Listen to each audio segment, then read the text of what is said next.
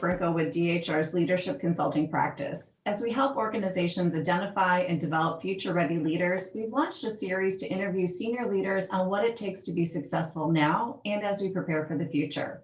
My guest today is Karl Johnson. Karl leads global business transformation engagements at Cargill, a global $130 billion organization focused on advancing nutrition, food safety, and sustainability in over 125 countries.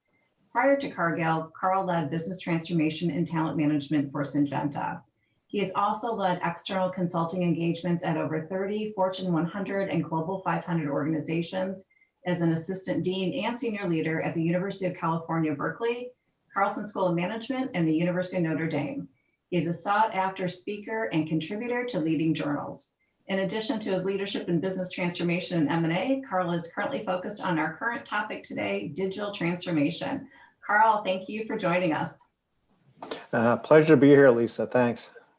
So, Karl, as you know, to remain competitive, organizations have really accelerated their digital transformation strategies. However, these efforts are often ineffective or fail to produce the desired results. In your experience, what are some of the top reasons?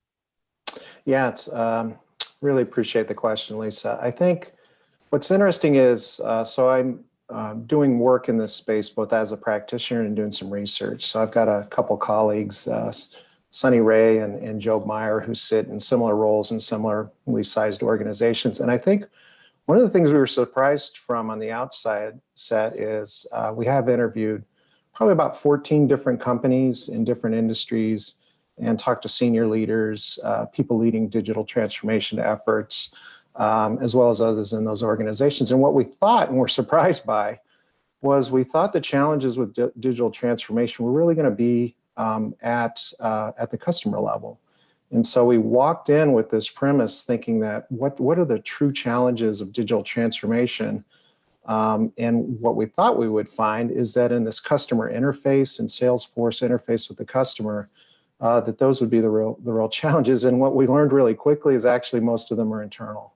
So as we dove into deeper as to why that was, what we found was there's really a compelling leadership challenge relative to digital transformation. And so what a lot of companies are doing, if you think about IT and HR and other functions, they've done a wonderful job of becoming more responsive to the business. So you see in many of these places, you have relationship managers who sit in those functions that interface with business leaders and are doing a great job developing solutions related to the strategies that those functions or parts of the enterprise are trying to execute against. But what in a lot of places you end up with then is a fragmented view of digital transformation. And so what we'll see is that we've got really good efforts that are responsive in nature, but they don't bundle up to the whole. And when we stood back and kind of looked at the organizations that do this well, it really starts with a true organization-wide enterprise view of digital transformation. So one of the analogies I've been using recently is it's a bit like building a brick wall. And so people in the organizations where this isn't going as well are doing a great job of creating the bricks, but they're ending up with a brick pile. Which is to say a pile of different projects that don't necessarily link together to create a compelling and a capability that's really a source of competitive advantage for the enterprise versus starting with that enterprise view. So in the places that do this well, there are board level, senior executive, CEO, and his or her leadership team discussions. There's real understanding of what the 3 to 5 year view is relative to what digital transformation can do in terms of growing the business in most cases. And that leads to a more centralized kind of funding paradigm so that people can complement this project approach with something that's really more driven with a strategic vision from the senior leadership team in the organization. And that really is the lift and the principal piece that we see is really being the compelling difference between those who are doing this really well and those who can sometimes be frustrated in their digital transformation journey.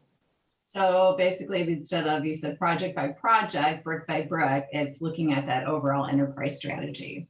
So how can organizations really begin to move towards this enterprise approach to digital transformation? For some organizations, a good kind of entry point is really a conversation around data. And so, again, one of the characteristics of organizations that are doing this well is they begin to realize that data is an enterprise asset. And so it's not owned by any piece of the organization, but really should be viewed as an asset that can be deployed in a lot of different ways within their organization. So in the instance of General Mills, we have a nice case study.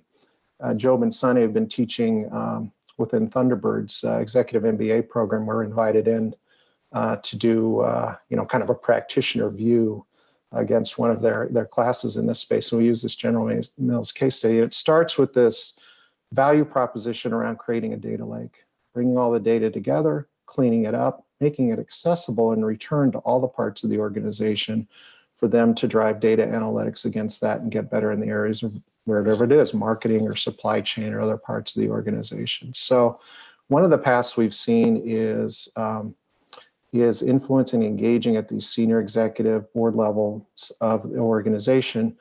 And starting, we found what tends to be a good entry point and one that understands is this data piece of, let's bring it all together. Let's stop approaching this from a fragmented view, clean it up, make it usable, and really turn it into an asset for our organization. Now, like in your research, you talked about the local ownership, from local ownership to the democratization of data. And that's right. A great phrase, a great concept. So as we wrap up, what advice would you give to other change and talent management leaders as they try to foster this mindset shift in leaders? There's this piece of moving and shifting this mindset. In that data piece around understanding data as an asset, there's another piece that kind of comes up that relates to the project by project piece, which is really starting to think about and shifting leaders' mindsets to help them understand that digital transformation in these generally IT or digital driven projects, they're not a cost, they're an investment. And so when you shift to thinking about this strategically and thinking about how this is going to strengthen and drive competitive advantage for the organization 3 to 5 years down the road, then you can start to have conversations around what are the investments that we're going to make against this versus this cost-based view of these projects. When you get to that level, then you've really got the tailwinds you need to accelerate and move digital transformation forward. So clarifying both the short-term and then the long-term impact of this investment. Absolutely. Thank you for joining us. Your experience with the complexity that's involved here with digital transformation has been insightful. So really heard that you need to focus on an enterprise strategy. You need to kind of clean up the data and make it useful for everyone, and also go from a cost to an investment mindset shift. So all great thoughts and all great things to see going forward. So look forward to seeing more research from you and your colleagues and some great ideas. That's great. Thanks, Lisa. Go.